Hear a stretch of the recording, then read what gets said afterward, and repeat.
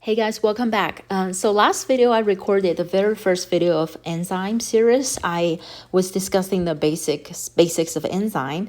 I was about to move on to the subsequent video where I want to discuss the enzyme kinetics, like Michaelis-Menten equation, the Lineweaver-Burke plot.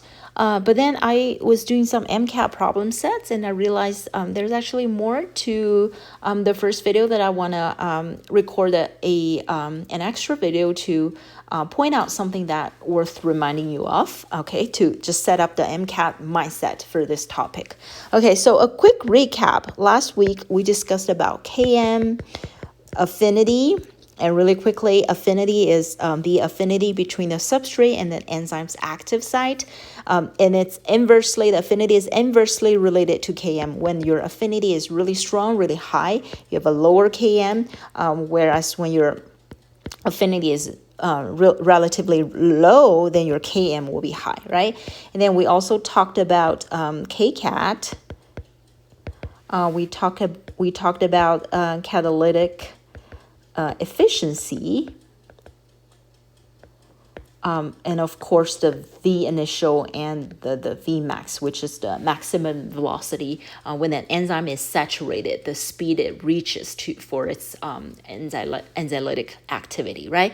So yeah, so if you're still feeling shaky about these basic concepts, please go back to the very first video, because this one is really built based upon that one. Okay. All right. So just a quick reminder, like for MCAT, there's usually like 2-3 different ways to describe the same thing. So I don't want you to miss out. If you see in the passage it was talking about Vmax, then probably in the question it's going to ask you about turnover rate. Okay, so turnover rate is just another way to say Vmax. Okay, and then also KCAT, there's another term called turnover number. Okay, all right. So now I want to discuss a scenario where I find it's really MCAT stylish. Okay. Let's rationalize a scenario, okay? So we have some different enzymes. Let's put enzyme 1, enzyme 2, enzyme 3, and enzyme 4, okay? Let's say we have 4 different enzymes. And then the scientists, they did an experiment, okay, with these 4 different enzymes. And then they found the Km of these reactions being the same, right? Let's say we can put a quantitative numbers, let's say 5, okay? So Km, once again, is the concentration of the substrate at half Vmax, okay? Alrighty, so, okay, and then the experimental data also tell us the Vmaxes are different, okay? Vmax, let's say enzyme 1 has the highest Vmax of 10, okay? And then enzyme 2 has 8, 3 has 6, and 4 has 4, okay? And Vmax has a unit, okay? It's about the speed, right? I just don't bother putting all the units here, okay? So does Km, okay? Please go back to the first video that I talked about these factors in depth, okay? All right, so knowing the Vmax, we know the half Vmax, right? The half Vmax will be 5, 4, 3, and 2, okay? So interestingly enough, when we have the same number of Km, we assume we would have the same amount of Vmax and then also half Vmax, right? But the experiment data shows otherwise. So how could this happen? What's the possible reason that this could occur? Okay, so once again, we know enzyme is inversely related to affinity. So I like to think of Km is another way of describing the affinity, right? Inversely related. When the affinity is really high, it binds really strongly, all right? The stickiness between the substrate, the circle substrate, and the enzyme, they bind so tightly, so the chemical reactions would happen easier, right? And then the Km would be fairly low. You don't need that many of substrate to reach the maximum velocity, right? So it's inversely related. That makes sense, right? Okay, so this scenario tells us like these different substrates have the have the same amount of affinity with the enzymes, since their kms are the same, right? But why like some enzymes has a really high velocity of its job, whereas some enzymes are just slower, right? Okay, so to rationalize this, there's a possibility that this enzyme has some special channels. Let's say there's a like protein channel here that can also send, or we say deliver the substrate onto the active site, right? So that reactions happen. The Vmax is like super high, right? But that doesn't change the fact that how tightly this substrate can bind to the active site of the enzyme. That doesn't gets changed, right? Okay, so yeah, so the one rationale can be this enzyme has some protein channels or some other sort of gateway, right, to deliver the substrate to the enzyme's active site to make the reaction happen faster, but that doesn't change the characteristic of this reaction's affinity, this substrate's affinity with the enzyme's active site. Okay, I hope that makes sense. Okay, this is really MCAT style. All right, okay, so I also want to talk about the Hale coefficient, okay? So Hale coefficient is related to a concept called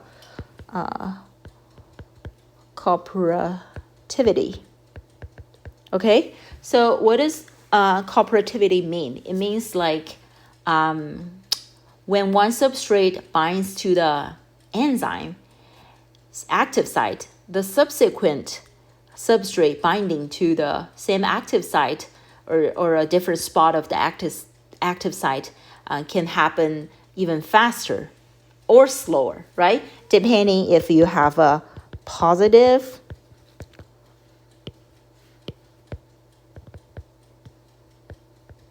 cooperativity or a negative one, right? Okay, so for MCAT, the cutoff is number 1. So if the Hale coefficient is larger than 1, then it has a positive cooperativity, right? A very famous example is hemoglobin, right? Where you have 4 spots to bind to 4 oxygens, right? So once one oxygen is binded to the one spot, and then the other oxygen, the second oxygen will bind it faster to the other spot, and then the third one even faster, and the fourth, so on and so forth, right? Okay, when the Hale coefficient is less than 1, then it's negative cooperativity, okay? Just the opposite of the positive case, okay? And then to reflect it on the graph, you can see, okay, so this is our substrate, this is our Vmax. So the normal case, right? Let's say a mono binding spot enzyme, we would have a graph like that. Whereas the positive cooperativity would have a sigmoidal curve, something like that. Or you can say S-shaped, right? Which is not a hyperbolic curve like the white line, right? Okay, and then the negative case will have something like that. Okay, it will have a lower Vmax. Okay, alrighty.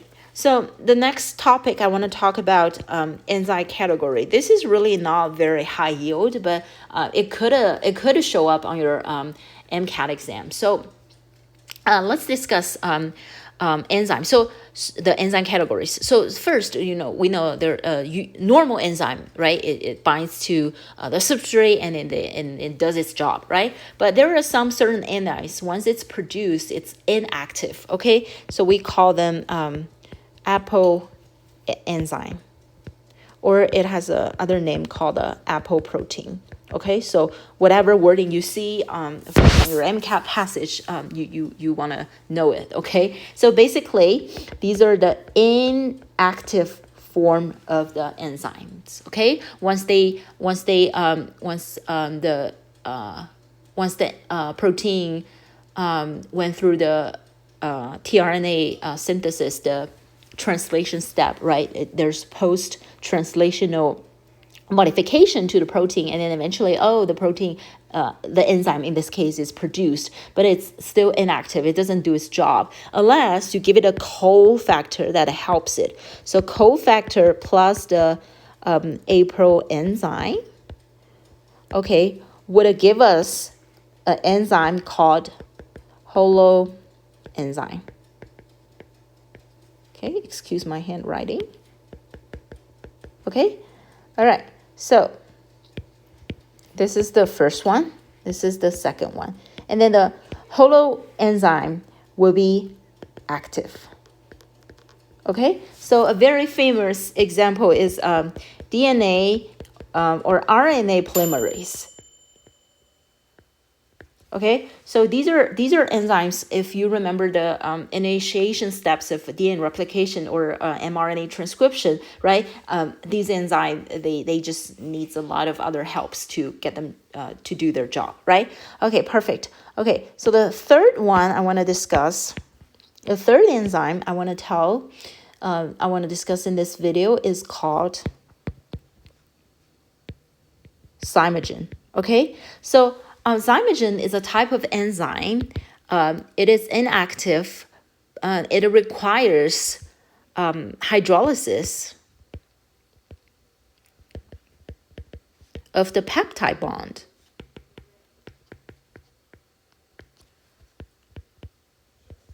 to be active.